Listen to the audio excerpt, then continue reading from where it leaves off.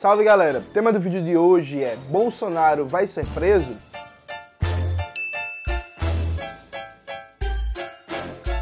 Antes de começar propriamente o tema do vídeo do canal, quero muito agradecer a você que ajuda a manter e melhorar nosso canal a partir do Apoia-se. Seu apoio é fundamental para a gente continuar esse trabalho. Note, nos últimos tempos, nas redes sociais, se fala muito que Bolsonaro vai ser preso, falando que Bolsonaro está com medo da prisão, que Bolsonaro, a maior preocupação dele é perder o foro privilegiado de ser preso, e eu decidi gravar um vídeo sobre esse tema. Veja, antes de falar propriamente sobre Bolsonaro, a gente tem que falar sobre uma tendência de longa duração na história brasileira. O Brasil é um país da conciliação por excelência. Quando a gente pensa nos processos históricos no Brasil, raramente a gente passou a limpo o passado, percebe? Então, assim, ao fim da escravidão, por exemplo, a população escravizada não foi indenizada, não teve nenhuma política de reparação e o latifúndio continua existindo.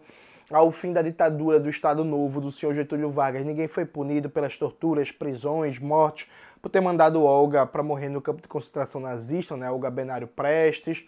Ao fim da ditadura empresarial militar, não preciso nem falar, né? Todos os torturadores, assassinos, carniceiros, sociopatas da ditadura, ninguém foi punido, né? A maioria, inclusive, morreu de velho e alguns estão vivos, até no governo, como é o caso do general Heleno, né? E você tem, fora os processos econômicos, né? O Brasil é o tipo de país que nunca universalizou o acesso à água, saneamento básico, nunca erradicou o analfabetismo, nunca fez uma reforma agrária. Meu irmão, o processo de modernização no Brasil é tão bizarro, tão absurdo, que, enfim, essa tarefa de campanha, né, viajando muito pro Pernambuco, a gente conheceu várias cidades, pô, que a galera não sabe o que é ter um sistema de transporte de busão. Transporte é mototáxi, cavalo, bicicleta, a pé e carro, as poucas pessoas que tem, sabe? Então, tipo, aqui historicamente é muito difícil a gente rever o passado, enfrentar os processos, a gente, inclusive, demarcar o campo político entre inimigos e adversários, né, políticos a serem enfrentados. Aqui a tendência é o assassino de ontem ser chamado de democrata amanhã. E isso do ponto de vista de processos políticos, econômicos, históricos. Basta lembrar que, por exemplo, um dos principais motos da campanha de Lula em 2002 era reestatizar a Vale, né? A Vale do Rio Doce, quando foi privatizada no governo FHC, era a maior e mais importante empresa de mineração do mundo. O FHC entregou a Vale quase de graça, um processo ilegal, fraudulento, foi sancionado pelo STF, por aí vai. E aí, como a gente bem sabe, né, o presidente Lula, depois de eleito em 2002, enterrou a pauta, né, de reestatizar a Vale, assim como várias outras pautas, né, como derrubar a lei de responsabilidade fiscal, a contra-reforma do Estado, que foi operada no governo FHC pelo Bressa Pereira e por aí vai. Então, a gente tem que pensar a história brasileira com uma preocupação. Aqui nós temos uma tendência de longo prazo à conciliação, a ninguém ser punido que faz mal às classes populares, né? Porque assim, nas revoltas da classe trabalhadora que tentaram enfrentar o poder das oligarquias, essas nunca passam incólume, né? Essas nunca passam sem um duríssimo banho de sangue. Vamos lembrar de Canudos, vamos lembrar do Caldeirão do Diabo, vamos lembrar de Contestado, vamos lembrar da cabanagem, vamos lembrar da repressão ao Quilombo dos Palmares. Se a gente tem uma tradição histórica de conciliação com a burguesia, as elites, seus gerentes, a gente tem a mesma tradição histórica de passar o cerol na classe trabalhadora toda vez que ela tenta levantar a cabeça para ser sujeito protagonista na história. E aí, por que isso é importante, velho? Hoje, você pega os dois chamados principais candidatos de oposição a Bolsonaro, Lula disparado na frente de Ciro Gomes, nenhum dos dois coloca como ponto central do seu programa, do seu discurso político, o enfrentamento ao legado do golpe para cá e passar limpo. Foi esse processo histórico e punir os responsáveis pelo golpe de Estado, pela Lava Jato, pelo genocídio que matou mais de 700 mil brasileiros, por toda a corrupção que está em curso, orçamento secreto e por aí vai.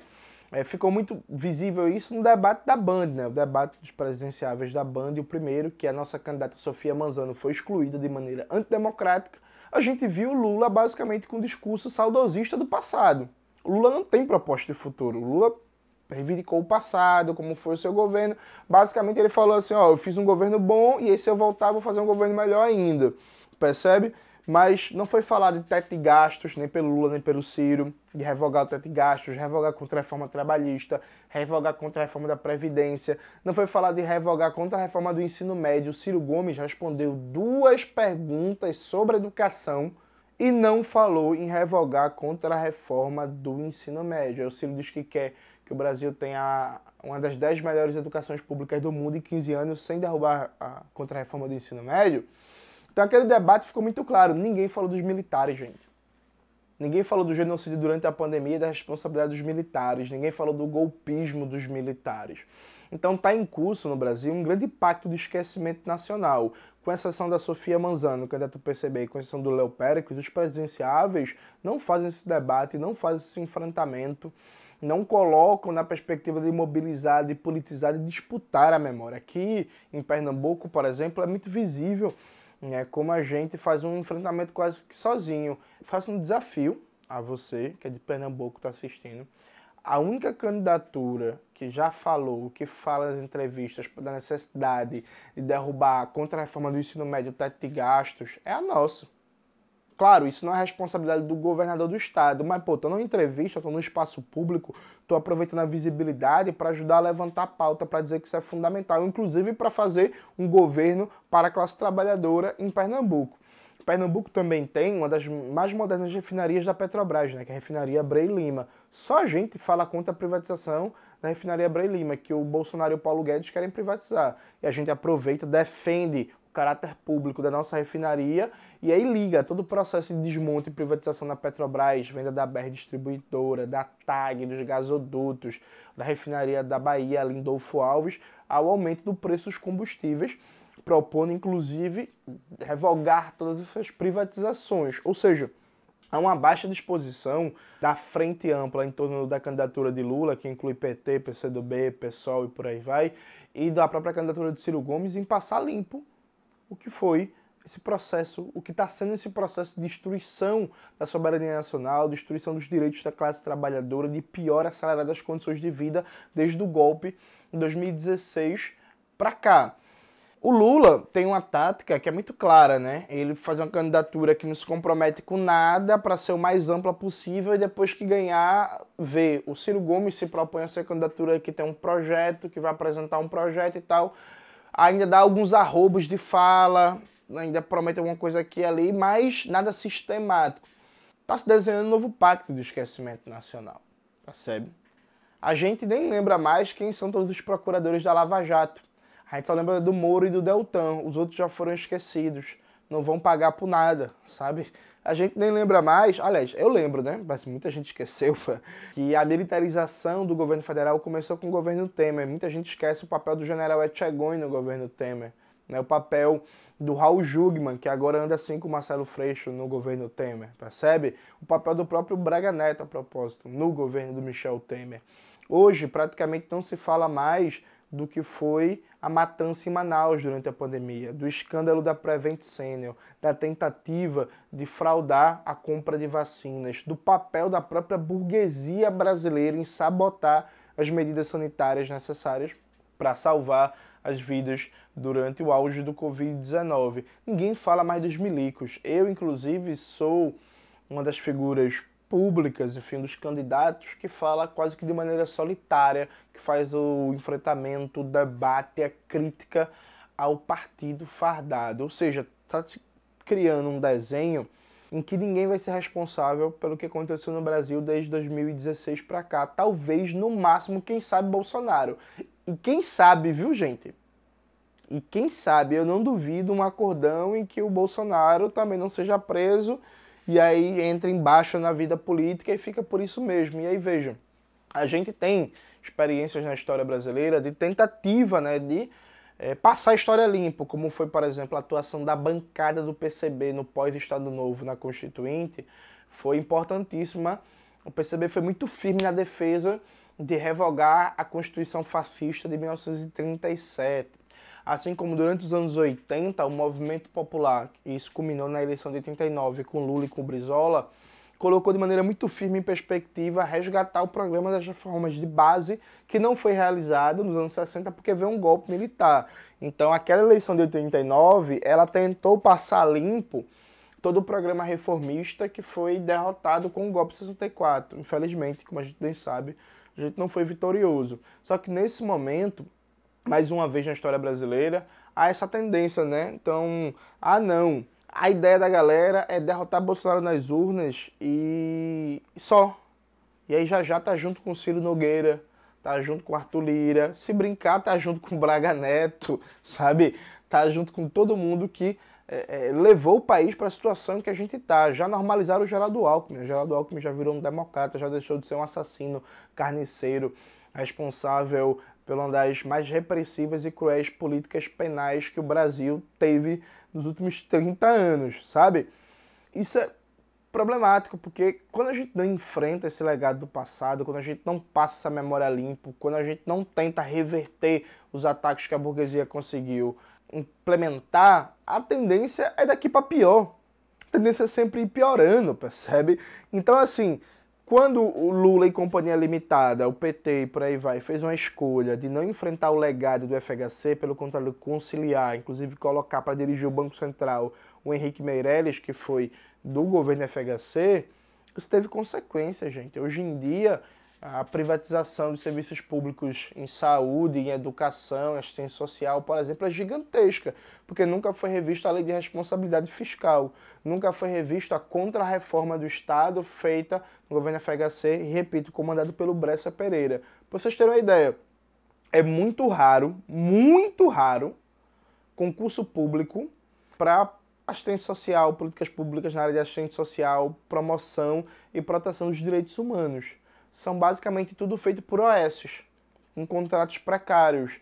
Então disso tá cada vez mais se espalhando para todas as áreas, pô.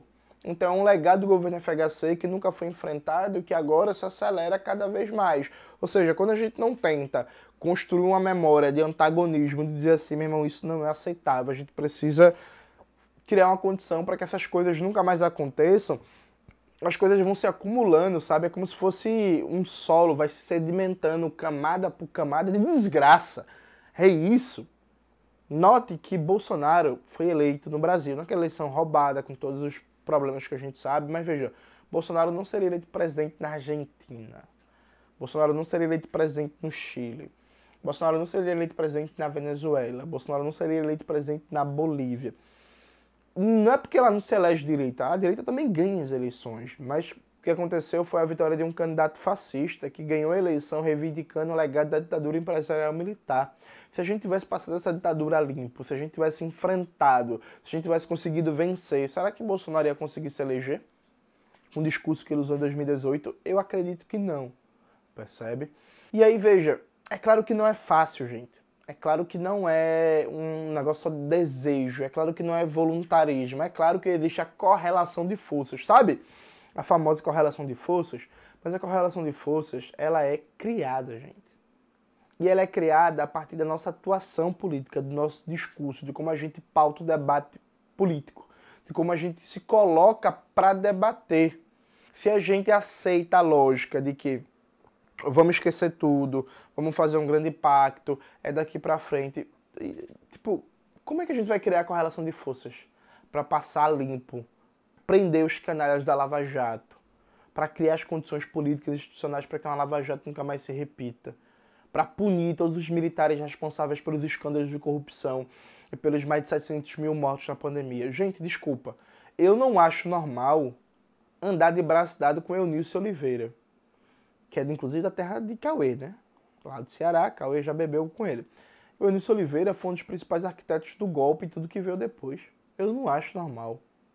E aí, veja, nenhum problema, unidades mais amplas, táticas, para alguns objetivos imediatos. Eu já dei esse exemplo várias vezes. Quando a gente estava no passado nas ruas protestando em defesa da vacina, o João Dória estava defendendo a vacina também. Na prática, a gente estava numa unidade tática objetiva com o João Dória. Eu nunca deixei de chamar o João Dória de canalha, carniceiro e assassino por causa disso. Mas tranquilo, suave.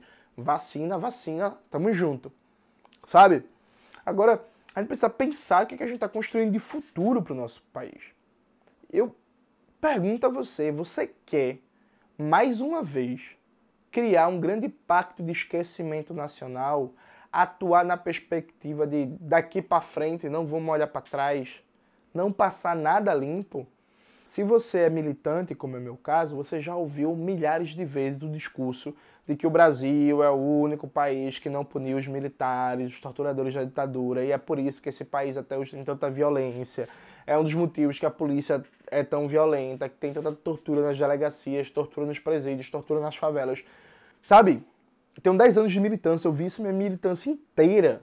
As consequências de não ter passado a limpo o legado da ditadura empresarial militar e como isso se reflete nos dias atuais.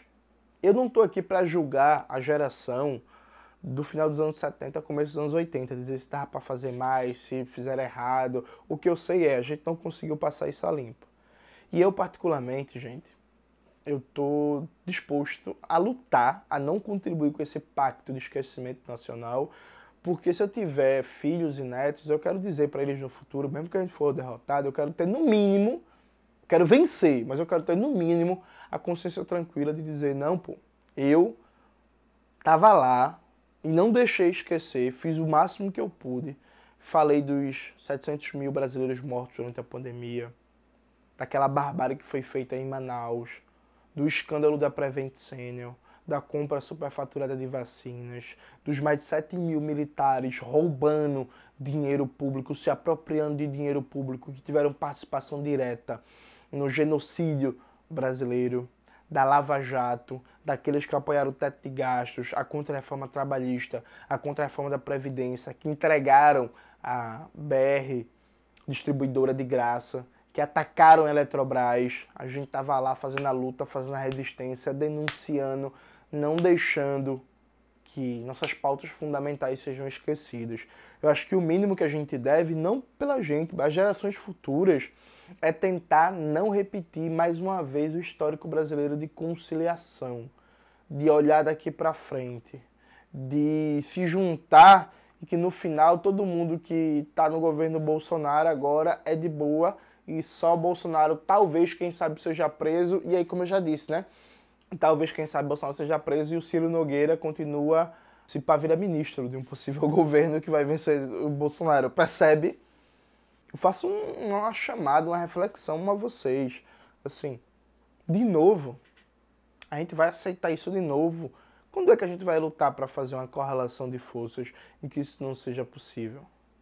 A gente fala tanto que a abolição brasileira foi inconclusa, né, que é uma falsa abolição, que é uma abolição que nunca reparou os mais de 300 anos de escravidão, mas quem hoje defende que nessa lógica de frente ampla a gente tem que olhar daqui para frente e não dizer mais nada, está atuando como o Rui Barbosa, que mandou queimar os documentos da escravidão e falou, ó, daqui para frente, esquece isso, resolvemos o problema da escravidão no Brasil.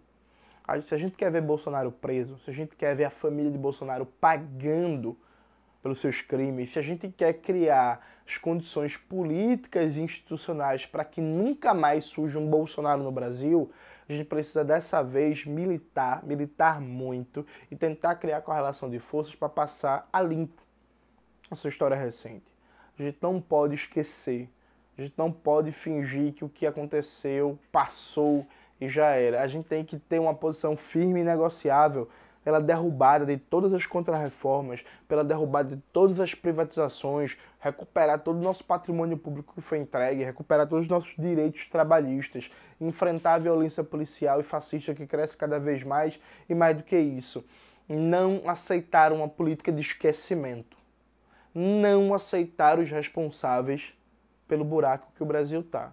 Eu acho que esse é um desafio da nossa geração, é um desafio para todo mundo, é um desafio para mim que tenho 32 anos e eu espero no futuro poder dizer que eu tentei, que eu contribuí para a gente não ter um novo pacto de esquecimento nacional, porque de esquecimento em esquecimento esse país é cada vez pior.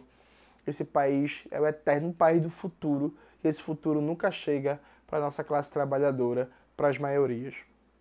É isso, galera. Espero que vocês tenham gostado do vídeo de hoje. Não se esqueça de se inscrever no canal, ativar o sininho, curtir esse vídeo, compartilhar e fazer tudo isso que vocês já sabem. Um beijo e até a próxima.